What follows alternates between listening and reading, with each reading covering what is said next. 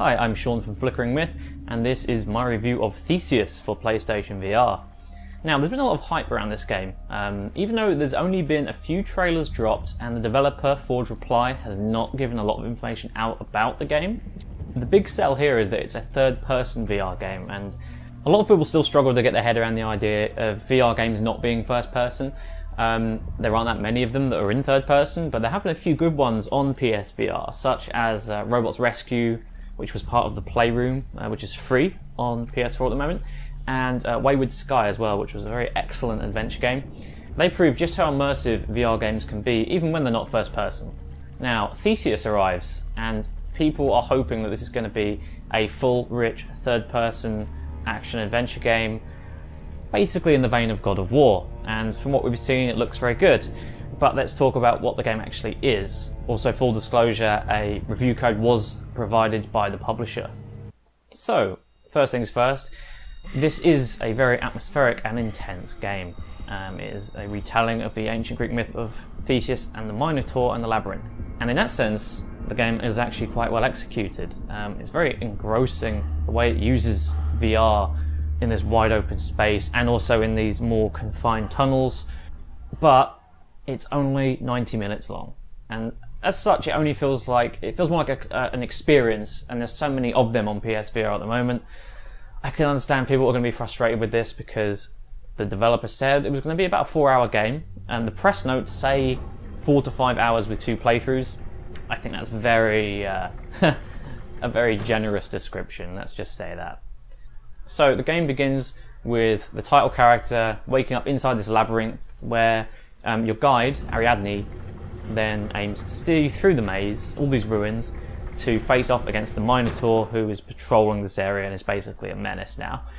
The main mechanics of the game are just light platforming, combat, stealth, as you go through these tunnels and caves and what have you. And yeah, third-person viewpoint, it's HUD-less, there's no HUD. And the idea is to make it more cinematic than you would get with a first-person game. And you know what? That is very effective. Theseus doesn't look that great close up, but for the most part, the visuals are a credit to PSVR. They immerse you in a way that a first-person game doesn't. It's not quite as obvious, but I still felt fully immersed in this world, and like my heart was racing at the start of the game. I felt really into it, and that's probably the biggest credit I can give this game overall. In the early going, in particular, when you're not really sure where the game's going, yeah, I was a little bit worried about what was going to happen, especially as I'd seen the game's trailers. I knew that you fight spiders in the game, really, really big spiders, and I'm not so good on spiders. So a quick thing for all you arachnophobes out there, that there are quite a few spiders in this game, and they have been kind of a cheap trick that VR developers have been using for a while, just to get an easy scare.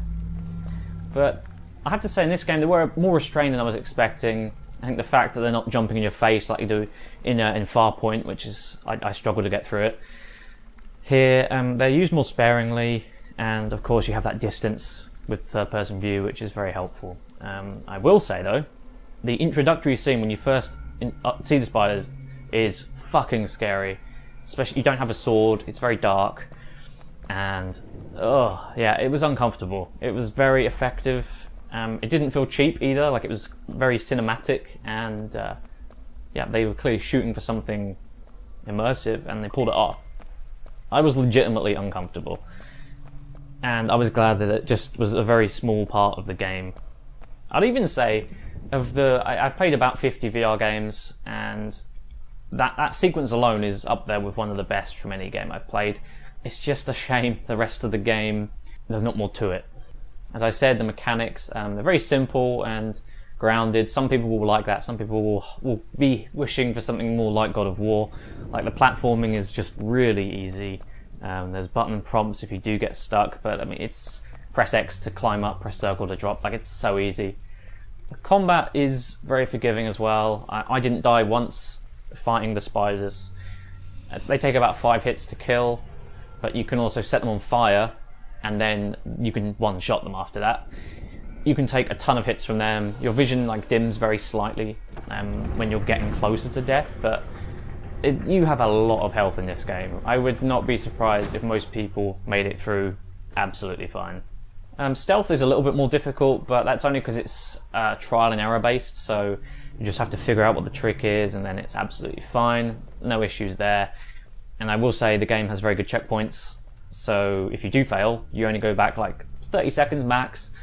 And considering how short this game is, I was very surprised that they weren't cynical enough to pad things out with more sparse checkpoints. That would have been a very easy way to pad this game out to like 2 hours maybe, but no, they didn't do it. So props to them there. And yeah, for the most part, this is not a difficult game at all. It's very, very easy.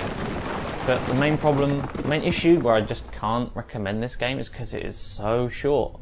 Like, stunningly short. I think most people, like from what had been said by the developers on Twitter, it seemed somewhere between 2 to 4 hours was probably realistic. But no, I made a ton of stupid mistakes in my first playthrough, as I'm sure most people will, and it was just under 90 minutes when the credits rolled. And then I did a second playthrough just before I did this review, and it was 1 hour, 3 minutes, I think. And that's including going through an alternate route, which took a little bit longer. Don't forget as well that there are several forced walking sequences, so you can't run, just to kind of slow things down a bit, I guess, and also kind of cutscene-esque sequences. So these are all adding up on the time that is already so short. I know a lot of reviewers don't like to talk about the price of a game, but you know, games aren't delivered to us in a vacuum, so I think it's reasonable, and especially in the case of Theseus. The developers have said that the game is retailing for a recommended price of €20, so presumably around $20, £20-ish. It is hard to recommend the game at that price. Yeah, there is a second ending to unlock. In the press notes, it kind of implies that you have to collect something in the game, which will then unlock it. I wasn't able to do that, but it's in there for people who want to do it. But even if you do that, there's no way this will clock in at more than like 3.5 hours. It's just... And even then, I can't imagine many people wanting to replay the game again and again. Like, it's very linear for the most part, and I mean, the game itself is quite repetitive. You sort of have run-ins with the Minotaur, then you're thrown back to this supernatural realm and you have to do it again. So it does not benefit, I don't really think, from more than probably 2 playthroughs in total. Yeah, there are slightly different routes you can take, and I uncovered quite a few of them, but they didn't seem to change the game in any substantial way to me. So, I mean, you've really got to have a lot of money burning a hole in your wallet to throw down €20 on this.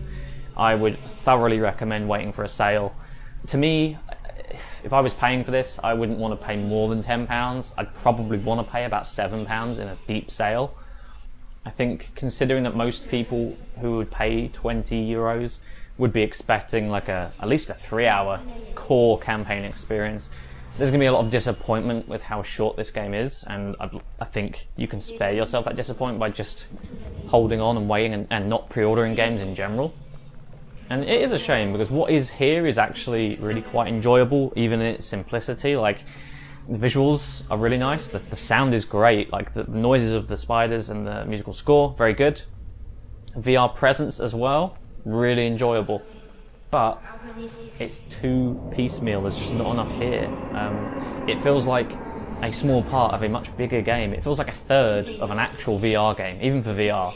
So while what's here is well executed and Forged Reply, I would definitely be checking out, with a little skepticism, anything else they make.